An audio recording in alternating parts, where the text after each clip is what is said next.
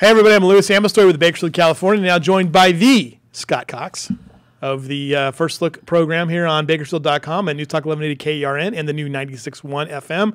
Good to have you here and talking about one of your favorite people in the world, Merle Haggard. Absolutely. Happy birthday, Merle. Happy birthday, 78 years young today. Okay, so we just challenged Bob Price for 6 things, and you came up with 5 songs you really couldn't live without. Came up with 6. Yeah. And I started at 11. It's the hardest thing to pare down. What do you think makes Merle Haggard so special and sort of transcendent? Is not to everything. There is not the greatest songwriter, any genre of music, maybe of all time. Really? Oh, yeah. And a brilliant musician and singer. There are people in the business who have weak spots, and you try to work. Merle has no weak spot.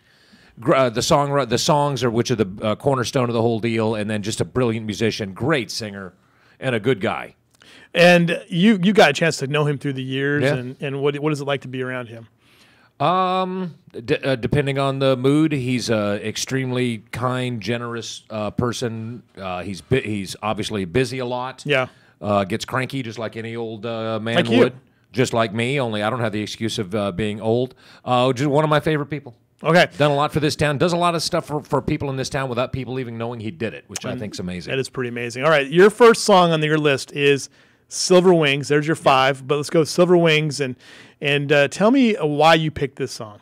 Because almost anybody who's ever been at the airport and watched a loved one fly away, you think, well, this sucks, and then you get on with your day. Merle Haggard sits down with a pen and paper and makes Silver Wings, and it's just a beautiful piece of music.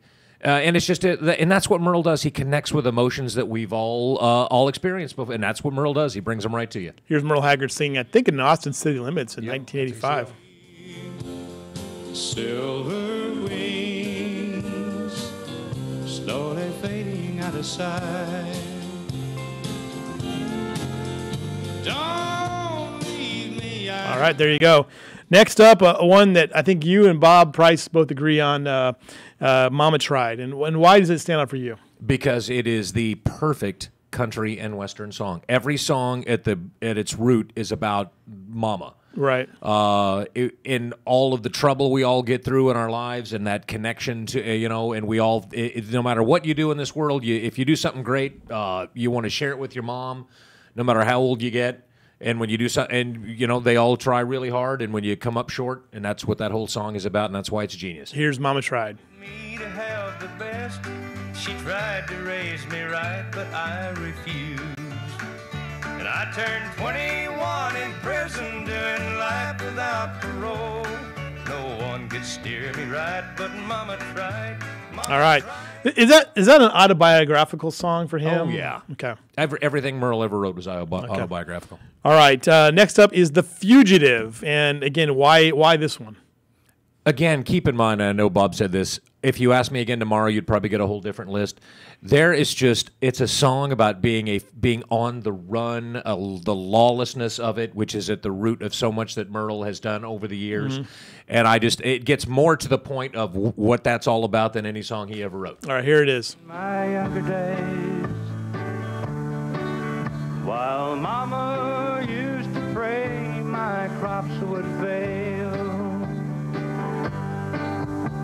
Now I'm a hunted fugitive. All right, there we go. And then this one here, I think I'll just stay here and drink, which is a great song too. I was listening to that earlier coming in. Is it not? And that's why. Yeah. It's not the song of the greatest depth. It doesn't have a minor in it. It's just got a handful of chords in it, but it is the perfect. It changed the way I shop for guitars. If you go down to the guitar store, you've been listening to a lot of Clapton or Stevie Ray Vaughan, you're going to want to buy a Stratocaster. You listen to that song, you're buying a Telecaster. All right. It's just a great song. It's a great drinking song, which you got to have on the list. But the guitar part is just a brilliantly written song. Let's listen to it real quick here. Take all the money in the bank.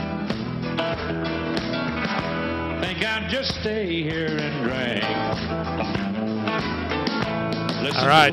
I just love how he says he sings that. I think I'll just stay here and drink. How simple is that? And every band in the world, every actual country band has played. Everybody does that song. Nice. It has to. All right, and this has been a difficult task. Number 5, I will be a hero. I'll be a hero when I strike. Yeah. Tell me about this one. This is my all-time favorite, and I've told Merle this is and he remembers when he wrote it. Okay, if you think the attitude of Merle, the whole "Fight Inside of Me" and all of that, if you think that no, this is the song that started it all. It's about the attitude. It's about the "I am not a man to be trifled with," and it's got the patriotism and all of that is. And he did it before. This is done. He wrote this in the early mid '60s, recorded it later, and it wasn't even released till '69 or '70. And it's just a great song about the actual man and what he's all about. All right, let's play this. We just have the music from this song. Go ahead and play that one. Won't need a uniform to wear to make the people stop to stare, 'cause horse, I'll be a hero when I strike. I'll be a hero when I strike. I'm uptight and out of sight. I'm fighting dynamite and they'd like to be there when I like. Nice. 'Cause I'll be a hero when Nice I song, strike. and just to showing his complete. It was interesting, kind of the juxtaposition between. I think I'll just sit here and drink, and that song, the kind of the movement and pace of them. Oh, exactly. And just the attitude of that song is, I will get up from this chair and throw a whooping on you if I need to. In a hurry. Yeah, in a hurry. Again, you smelly hippie. Okay, which ones did you agonize over? Okay, the one I told you to put on the list and you failed conclusively is Oil Tanker Train, which is only a handful of years old now. Right. And the reason that song is so important is it showed that he still has it. He still has this. He can still crank out works of genius. Yeah.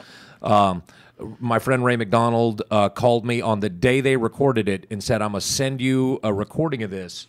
Let us know what you think." And just what it's about his childhood and when the train would come rattling down the tracks and they would all go to the window and watch this thing go by, and just an amazing song. All right, thanks so much to Scott Cox for joining us here on Merle Haggard's birthday. I'm sure we'll have more to discuss about this on further shows, right? Absolutely. All right, And by the way, you could have said top 20 Merle Haggard songs, and we would still have more to discuss. We'd still be here. All right. 41, number 1.